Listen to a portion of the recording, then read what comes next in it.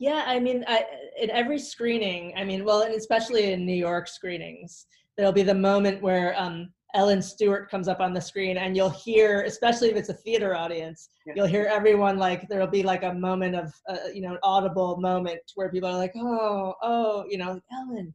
And then, to go back in time to, with her and at La Mama, I think, and that Steve Bottoms book was so influential too in my understanding of Irene's role in the whole movement, and like and just yeah, I mean, so many. I mean, when we went out to interview Edward Albee, he spent about 10 minutes talking about Irene and about 50 minutes talking about Off Broadway and how influential it was to him, and so I think that and you don't know a lot. I mean, people don't know. They just think Edward Albee, and they think, they don't go back in time to his beginnings in that way. Or Lanford Wilson.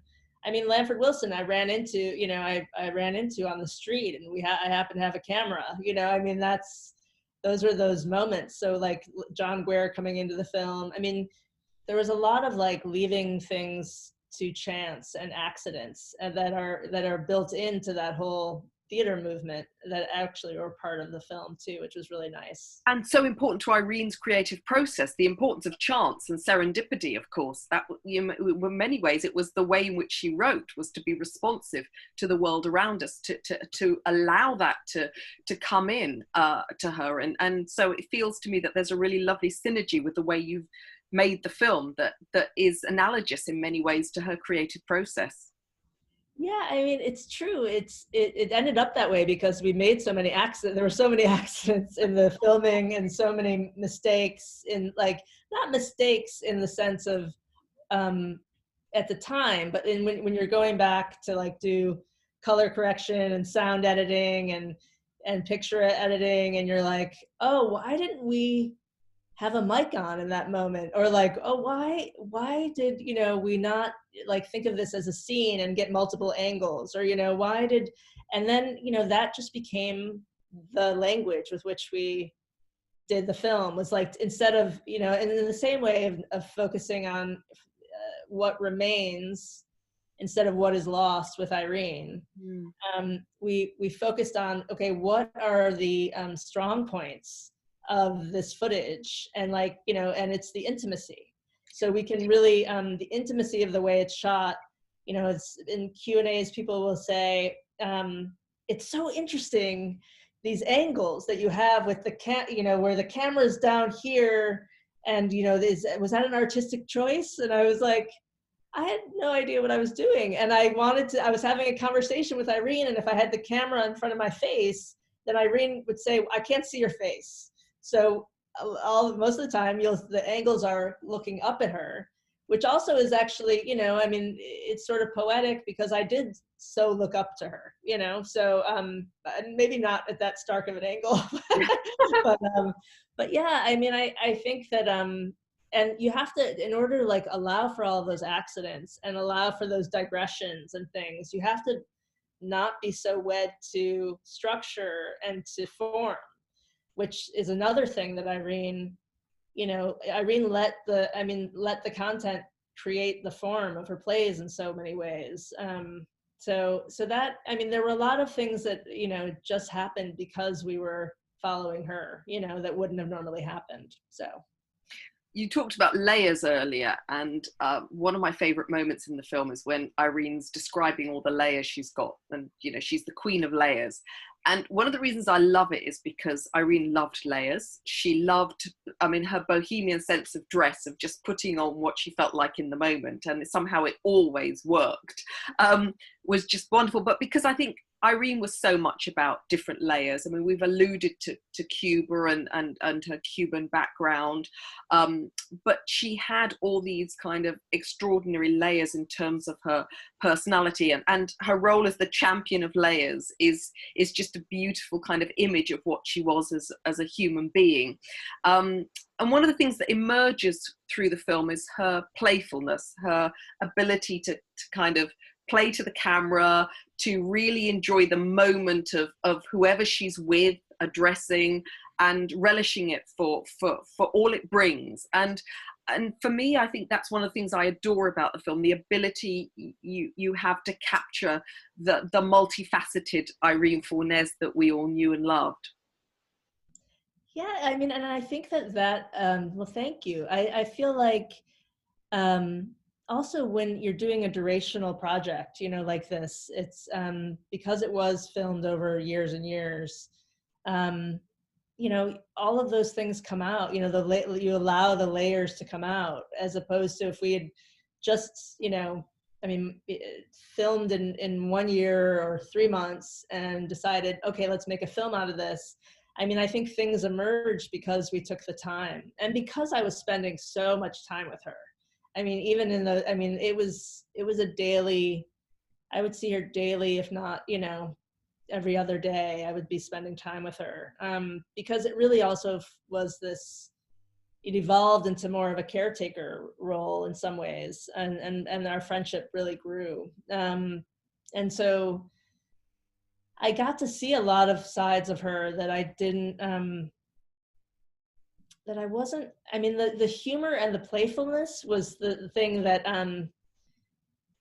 was the most captivating for me, but you know, it was the most surprising, because I had just assumed that she was going to be, you know, there's this one picture of her on the cover of many of her plays where she has a very stern, formidable look. And the woman that I'm, you know, and the Irene that I met was more like the cover of your book, where she's got the Hershey's Kisses and the hair in her hair and this, you know, like this bob and these glasses, and she really so I mean, so that was surprising to me, that she was so delighted in the moment and delighted by things and curious.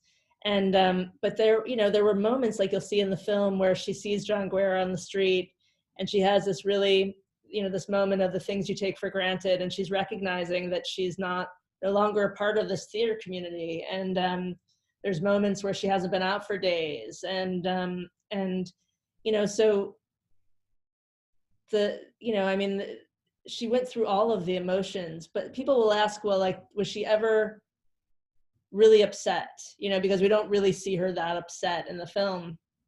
And I have to say that she wasn't, you know, and sometimes she was more confused, you know, by the moment, but she wasn't angry. And I know that in the past, part of her layers was that, you know, she could be tough. She could be a harsh teacher, and she could be a harsh, you know, a very exacting director. And but I mean, Migdalia and I always talk about the different Irenes that we knew in Q&As and things, because I can only tell the story of the Irene that I met.